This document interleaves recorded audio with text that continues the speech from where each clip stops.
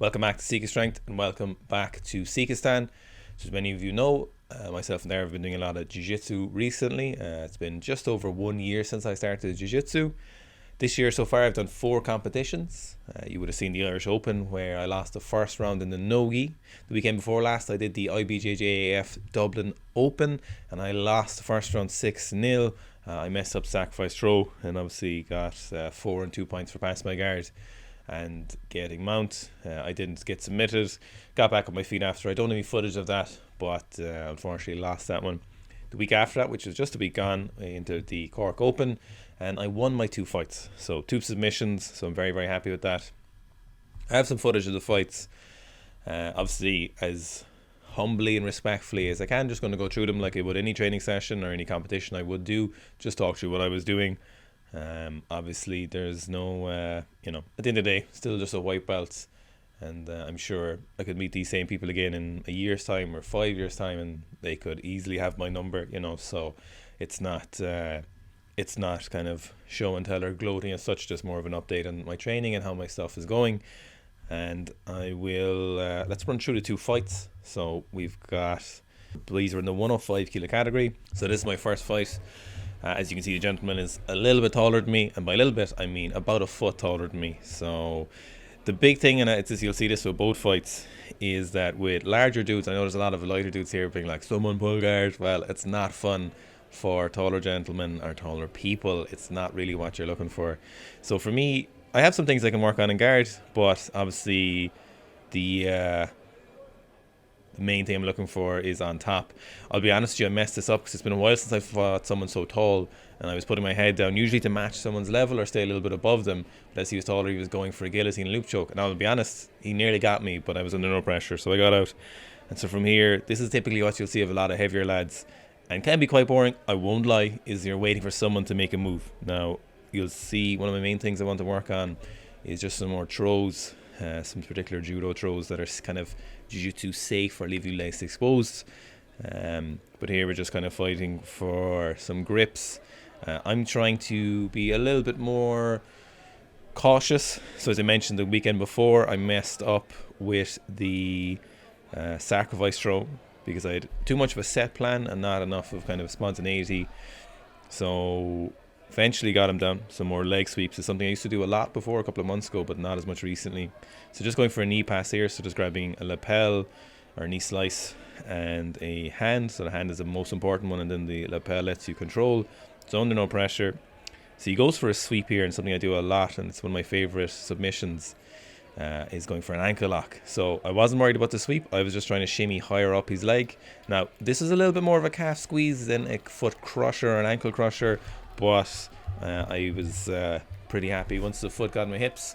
It's something I'm working on a lot. It's just something I just very much enjoy doing. It seems to come not quite naturally, but people who do jiu-jitsu, there's submissions that you kind of favor doing, and this is one of them. So I was just trying to shimmy a little bit further up his ankle, and then once we got to the floor, I'd be in a position then just to have the outside leg in a good position, get the inside leg into the position over where I could clamp the knee and then squeeze from there.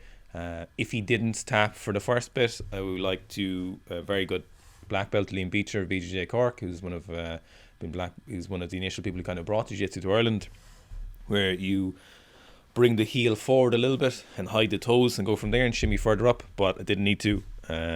So he tapped.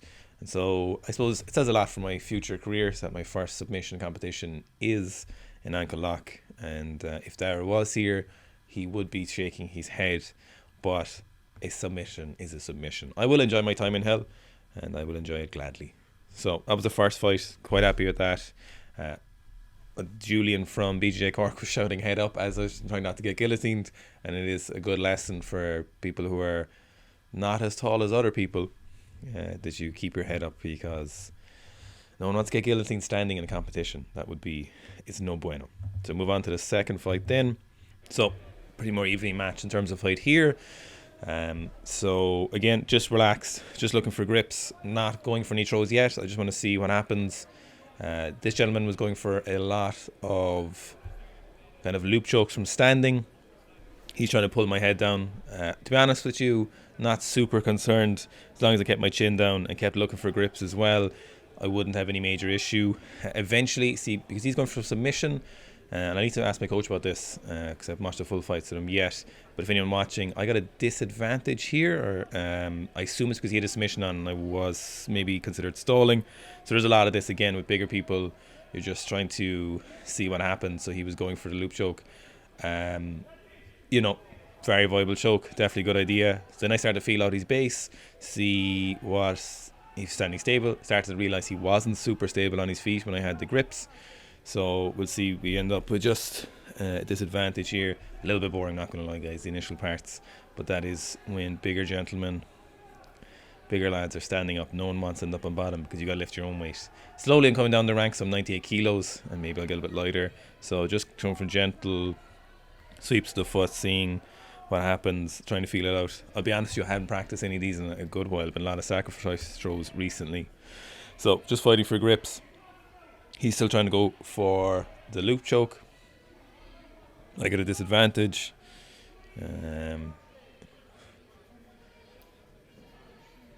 He didn't get one on the screen, so you can hear me looking. I'm like, okay. I was like, right, let's make a move on and try and finish the fight.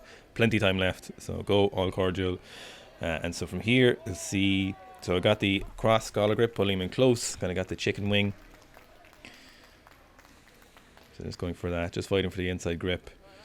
And pull it closer. So see here, so legs there, he's not sprawling, so went for the leg, pulled him down, pulled him into turtle. He flipped around, which is quite interesting actually. No one's ever done that. It was very interesting, but I was quite happy with the takedown, I'm not going to lie. So he's trying to roll. I'm hitting for north south. He's framing a lot very well. He's quite strong, so he trapped my hand here. Again, wasn't that concerned. I was happy he was on top. Just pulling his leg in tight. He presumably been going for some kind of sweep or triangle, but I was not too worried. So I'm just trying to control his feet here with some internal rotation, trying to eat one of the legs. Again, going for knee slice. So again, no pressure, not trying to kill myself. So one knee across, going for his hand. So there's two lapels here, just going for one knee slice across. No pressure again. So he's got me in half guard, but I've made a lot of I've covered a lot of ground, so I was quite happy. One thing I've done a lot as well is head and arm triangle. So for here, I was just putting pressure on, pushing his face away, trying to torque him a little bit. Very unpleasant, obviously something you don't want to do a whole lot in terms of training partners. Here I was just fighting for position, just going for an underhook. Usually what I'll go for. Wasn't concerned about the half guard as he was flat on his back. So if I needed to, I could have gone across the way or tried my best to go across the way. And so he went to shrimp, pushed me off, and then let go of both of my legs. So went for full mount and then head and arm, put a lot of pressure on that, and we tapped. So pretty happy with that. A couple of things I learned a lot from this. So I learned a lot from all the competitions. I learned from, say, the Irish Open that too much tunnel vision, need to be more aware of what's going on. When I went in with too much of a plan to the Dublin Open, I had no kind of plan B and I didn't have things to kind of work on. And it's funny, what I really realized was I was trying to think about these individual competitions and scenarios like weightlifting. So when you're weightlifting, you visualize a scenario, which is a snatch, a clean and jerk, and they're the exact same each time. The barbell is the same each time. The movement is the same each time you do it. And so it's very beneficial to keep thinking about a movement over and over. And the more you visualize this, the more repetitions you do in your head, and the more secure you get with this in practice and in training, the better it is for you. But in Jiu-Jitsu, there's so many different options that you have to think about competition in a little different way. And I kind of figured this literally as I was driving up to the competition. I was thinking, I was like, hang on a minute, I know what's wrong here. You're trying to control too many outcomes, but it's not possible for this sport. And to be honest, most sports are like this.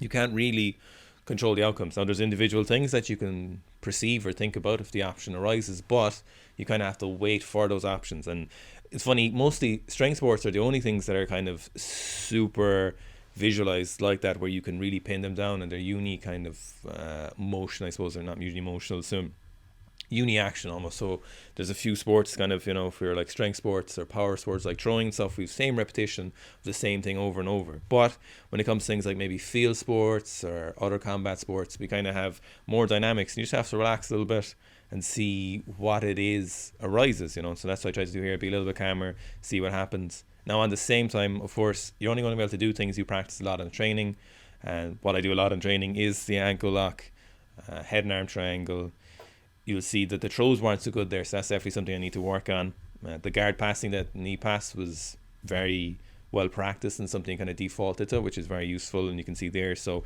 you practice things you're able to do a lot, but I think you wait for the opportunity. So I've kind of learned a lot in the last few competitions. In terms of my strength conditioning for this was much more traditional strength conditioning. So leading up to the Irish Open, it was mostly weightlifting, as you know. So it was not a lot of kind of traditional style strength conditioning work. It was plenty of jiu-jitsu, of course, but mostly heavy squats and weightlifting style movements, and that was due to the nature of training. But leading up to this, in the previous competition, it was much more traditional. So it was a lot of pulls. So Anton is still coaching me, of course, and we're moving a little bit away from weightlifting just for a short period of time and doing kind of more traditional strength training work for jiu-jitsu, but a lot of upper body work. So pulling makes a huge difference. Upper back strength, posterior strength makes a difference for pulling in, for resisting throws, for resisting passes, for resisting sweeps. Makes a huge difference having posterior strength. Obviously, I have an excess of leg strength, so it's not really something I need to focus on specifically. So maybe for you it'll be a little bit different. I would imagine it would be. I doubt most people in the sub super heavyweight categories of a 290 back squat if you're doing jiu-jitsu. But in my scenario, the extra pulling and extra upper body work make a huge amount of difference. I could really feel it over the last couple of weeks when I did a lot more than I've previously doing for the last, to be honest, couple of years realistically. So Anton has me doing, and I mentioned this in my training, a lot more upper body work, a lot more additional bodybuilding, which I give a lot of my athletes that I know is the correct thing to do. But as with coaching yourself, we've been over that. So I felt that a lot. And a lot more traditional conditioning. I split Tabata on the bike and then some longer stuff on the bike. About once a week each, so one short interval session a week and one longer session a week. Conditioning was and is currently very good. I don't think it could be any better at this body weight. If I cut another 5, 7 to 10 kilos, I'm sure my conditioning improve more, but I feel very, very comfortable in terms of conditioning. Very fresh after the competition in terms of conditioning wise after the rounds. So that's obviously from consistently rolling, but also from the extra conditioning work and the more kind of intense style of training sessions that Anton has me doing. So they're a lot shorter rest. You might have seen some of the Instagram pictures and videos where I'm covered in a pool of sweat after Anton sessions. So there's a lot of weightlifting, like minute rest and stuff. So I found that quite useful. I don't think you need to do interval sessions with weightlifting movements like that, not CrossFit style stuff, but certain periods of training might benefit from that. So quite happy with that overall. So it was in good condition. Things are getting better. You know, I was doing the stuff that I was practicing works quite well. Looking forward to kind of the next few weeks and the next competition. Once that's done, then I will return to primarily weightlifting and put jiu-jitsu down a little bit in terms of frequency. But for now, it will be kind of all in still for jiu-jitsu, and I'm enjoying it a lot. Very happy with that. Obviously, a lot of things I need to work on due to the throw specifically. So those specific style ones as bigger guys, because I have obviously the power and the skill to do them, but not the knowledge of those specific movements. I need to practice them a little bit better. You find mostly in jiu-jitsu people don't like to, or they kind of like to shy away from it a little bit, as it sometimes might be seen as dangerous, where someone can take a position. But I think it would be quite useful. So other things I'm going to practice is some more submissions when someone is in turtle. So going from there, easier said than done. Usually people are like, oh, it's easy once you get someone back, but getting to that position, I think, is something I need to work on more. Pretty happy with that. Good so far. Nice indicator of progress. Obviously, at the end of the day, as white belts, anything can happen in a couple of years. So just not to be cliche, but remaining pretty level-headed about it and be like, okay, cool, that was some good rolls. Same way, I don't get too upset when I lose a competition.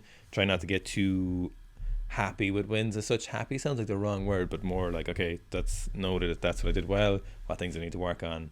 Good for confidence, good for personal development. In the grand scheme of things, it's like, yeah, we'll see how it goes. So pretty happy overall. Hope you enjoyed the video, guys, and see you next time.